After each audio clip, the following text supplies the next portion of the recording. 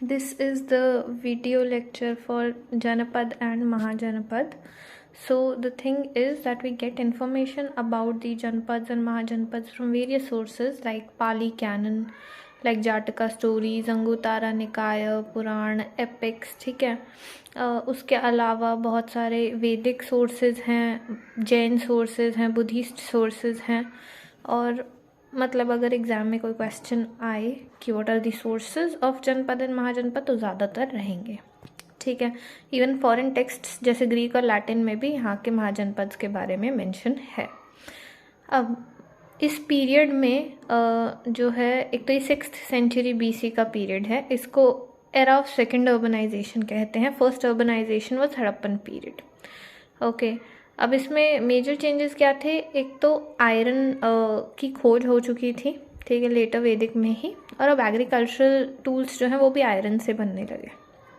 Now the major pottery that was used in this period was northern black polished ware, and this is a misnomer, क्योंकि ये ना तो सिर्फ north में मिलती है, ना ही हमेशा ब्लैक होती है, ना ही हमेशा पॉलिश होती है, but for some reason we name it like this. Then we have later Vedic period. उसमें क्या हुआ, एग्रीकल्चर काफ़ी डेवलप हो गया था और वो ही कंटिन्यूएशन हुआ था आगे जनपद्स में।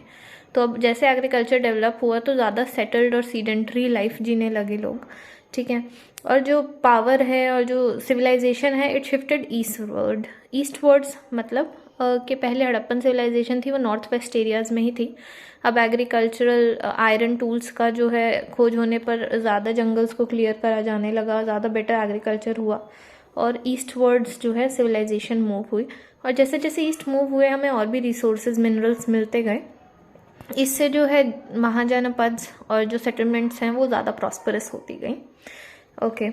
अब ये कह रहे हैं कि ज़्यादातर जो महाजनपद अब हम पढ़ेंगे दे आर मोनार्कियल, मतलब वन किंग।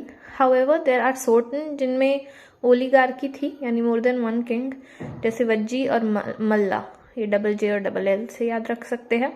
और एट द एंड इन सभी महाजनपद में से सिर्फ 4 जो हैं वो सर्वाइव किए थे बहुत लंबे टाइम के लिए। They are Kosala, Avanti, Vatsa and Magadha. Another important thing on this page is कि कोई भी इंडियन टेक्स्ट जो है वो अलेक्जेंडर के इन्वेजन के बारे में मेंशन नहीं करता, उसके बारे में हमें ग्रीक टेक्स्ट्स से ही पता चलता है।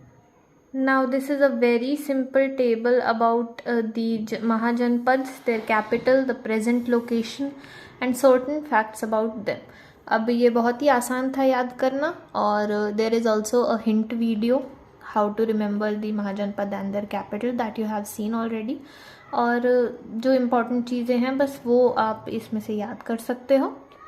जैसे कि काशी की बात करें, काशी उसका कैपिटल था बनारस, आज की जो है वाराणसी सिटी है ये, ठीक है। और इसका नाम काशी क्यों पड़ा? क्योंकि यहाँ पे काश्य जो है वो मैन्युफैक्चर होता था। काश्य इज ऑरेंज रोब worn by the Buddhist monks. अब out of those 4 Mahajanpads also, the one that survived for the longest period of time and remained a center of power for very long was Magad. अब कारण क्या है, ये इतना लंबा क्यों चला और इसमें क्या ऐसा स्पेशल था? We are going to read that now.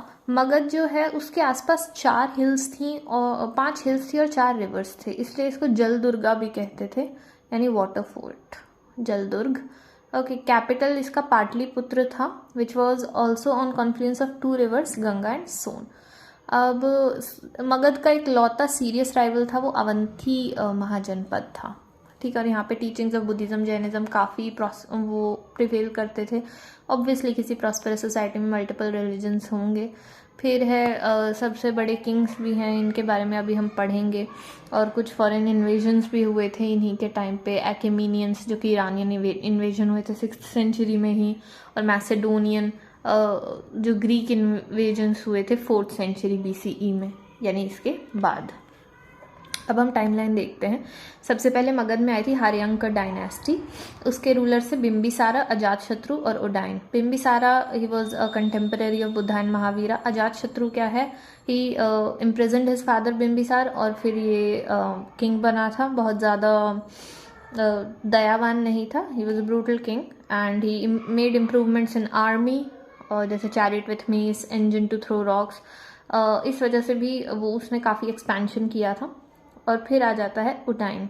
एक special thing about these kings is that Udayin he shifted capital of Magadh to Pataliputra. So the thing with Magadh is, सबसे पहले उसका कैपिटल था राजगीर, राजगीर से पाटलिपुत्र शिफ्ट किया उडाइन ने, और पाटलिपुत्र से वैशाली शिफ्ट किया शिशुनाग ने, जिसके बारे में हम आगे पढ़ेंगे। ओके, अब अगली डायनेस्टी है शिशुनाग डायनेस्टी। इसके टाइम पे क्या हुआ था, एक तो सेकेंड बुद्धिस्ट काउंसिल हुई थी यहाँ पे, और जैसा कि मैंने कहा शिशुनाग में जो है कैपिटल शिफ्टेड टू वैशाली, और ये काम किया था कालाशोक ने, और कालाशोक ही जो किंग था सेकेंड बुद्धिस्ट काउंसिल के टाइम पे। फिर आ जाती है नंद डायनेस्टी। अब नंद डायनेस्टी काफ़ी इंपॉर्टेंट डायनेस्टी थी, ठीक है। They were not Kshatriyas first of, and first king था इसका महापद्मनंद, ठीक है, उसको डिस्ट्रॉयर ऑफ क्षत्रियाज कहते हैं।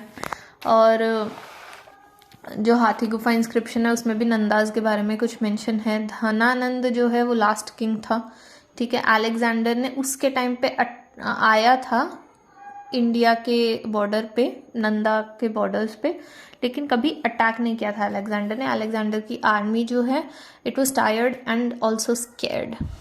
Okay, then we are doing foreign invasion, Greek invasion. अब पहले सबसे आया ईरानियन इन्वेजन, ये शुरू में ही हो गया था 6th सेंचुरी में, एखेमेनियन भी कहते हैं। अब ये बहुत इंपॉर्टेंट चीज़ें नहीं हैं, बट थोड़ा बहुत याद रह जाए तो, जैसे साइरस सबसे पहले आया था, उसने एखेमेनिड एम्पायर ईरान में सेटअप किया था। फिर डेरियस आया था, जेरिस आया था, जेरिस इंडियन ट्रूप्स को लेकर गया था एक इन्वेजन ऑफ ग्रीस के लिए। फिर ये जो है खरोश्ती स्क्रिप्ट लाए थे, और बहुत सारे हमारे पास पर्शियन इन्फ्लुएंसेस भी देखने को मिलते हैं इन्हीं की वजह से। पर्शियन मतलब ईरान। ओके, फिर आ जाते हैं मैसेडोनियन इन्वेजन पे। मैसेडोनियन इन्वेजन यानी ग्रीक इन्वेजन। अब इसमें कोई भी, जैसे मैंने बताया था, इंडियन सोर्सेज के बारे में मेंशन नहीं करता है, सिर्फ ग्रीक सोर्सेज के से हमें इसके बारे में पता चलता है। और बैटल ऑफ हाइडप्सिस हुई थी विद पोरस ऑफ अलेक्जेंडर, और उसमें ऑल्दो अलेक्जेंडर ने उसे हरा दिया था, बट उसका किंगडम उसे वापस कर दिया था। गांधार स्कूल ऑफ आर्ट इसमें इनके टाइम पे काफ़ी डेवलप हुआ था। अब हम आ जाते हैं ऑन सम एक्स्ट्रा पॉइंट्स। सबसे पहला तो क्या है कि 6th सेंचुरी में जैसे महाजनपद डेवलप हुए तो किंग्स जो है उनकी पोजीशन हेरिडिटरी होने लगी। तो जो सभा और समिति होती थी जिसमें किंग को इलेक्ट किया जाता था और सभी लोग बैठ के बातचीत करते थे और डिसीजन लेते थे, दैट डिसअपीयर। दूसरा है दिस थिंग ऑफ उत्तर पथ एंड दक्षिण पथ, ये इनकी लोकेशन है। उत्तर पथ जो है वो पेशावर से ताम्रलिप्ति बंगाल में होती थी, और दक्षिण पथ जो है वो पाटलिपुत्र जो मगध का एरिया है बिहार में, वहाँ से लेके और महाराष्ट्र तक था। काफ़ी जगह मेंशन मिलेगा उत्तर पथ और दक्षिण पथ का।